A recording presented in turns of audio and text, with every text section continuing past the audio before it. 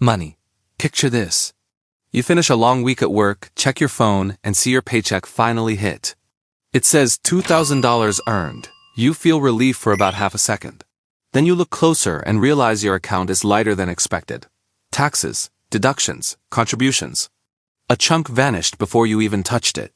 Welcome to the system working exactly as designed. Money feels personal, but it's mostly procedural. You earn it, it moves through layers, and what's left is what you're allowed to use. Governments call this funding society. Employers call it compliance. You call it rent due anyway. That gap between what you earn and what you keep is the first lesson. Most people learn about money, whether they want to or not. Taxes are the obvious part. Income tax hits your labor. Sales tax hits your spending. Payroll taxes skim every paycheck quietly in the background. You don't negotiate them. You don't opt out, they just happen. In exchange, roads get paved, schools stay open, and systems keep running. It's not sentimental. It's transactional. Civilization runs on automatic withdrawals. And there's where your money goes when you try to store it. You put cash in a bank and imagine it sitting safely somewhere with your name on it. In reality, it's already been repurposed. Banks don't hold money. They root it. Your deposit becomes someone else's loan. A car, a renovation, a startup idea that might fail. This only works because not everyone asks for their money back at once. Most of the time, that assumption holds.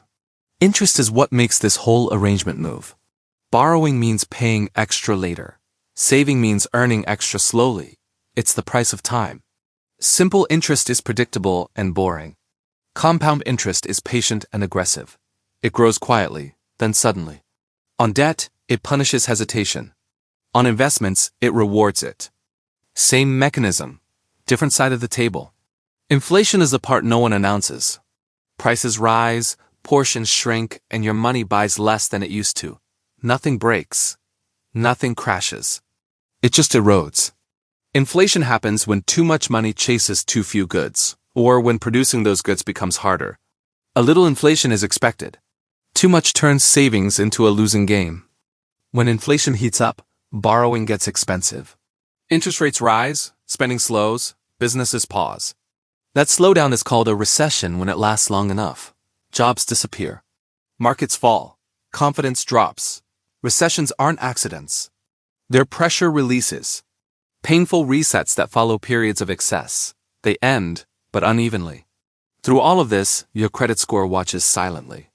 It tracks behavior. Did you pay on time? How much did you borrow? How often did you ask for more? That number decides the price you'll pay to use money you don't have yet. None of this is random. Money is a system of rules layered on trust and time. Learn how the pieces interact and it stops feeling chaotic.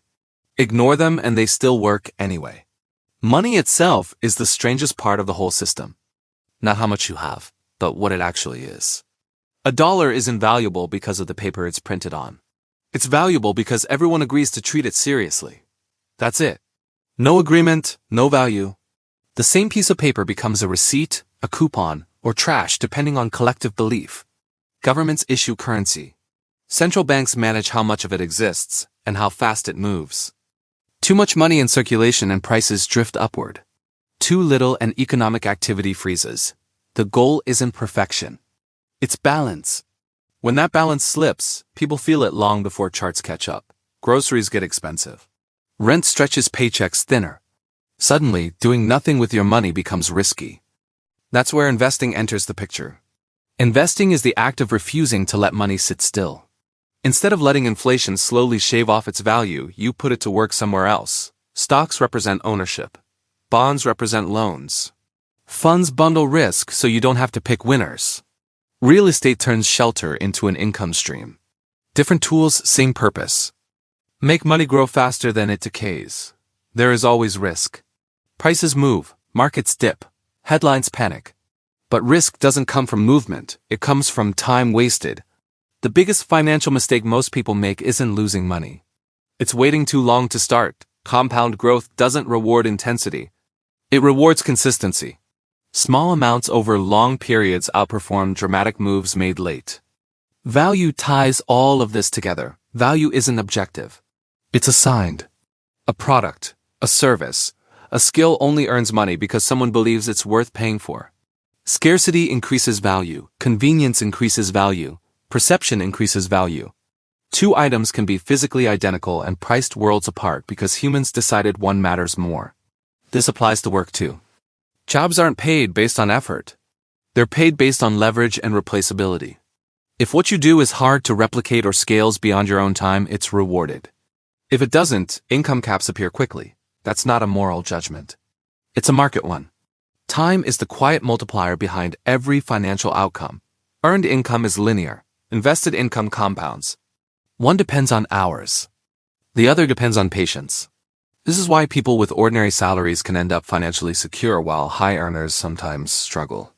Time doesn't care how impressive your paycheck looks.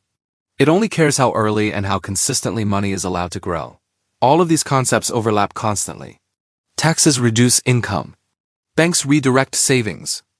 Interest accelerates outcomes. Inflation erodes inactivity. Credit measures trust. Investing fights decay. Value determines reward. Time magnifies everything. None of them operate alone. Understanding money isn't about mastering formulas or predicting markets. It's about recognizing patterns. Systems repeat. Incentives stay consistent. Outcomes follow behavior. Once you see how the pieces connect, money stops feeling like a mystery and starts behaving like a tool. You don't have to beat the system.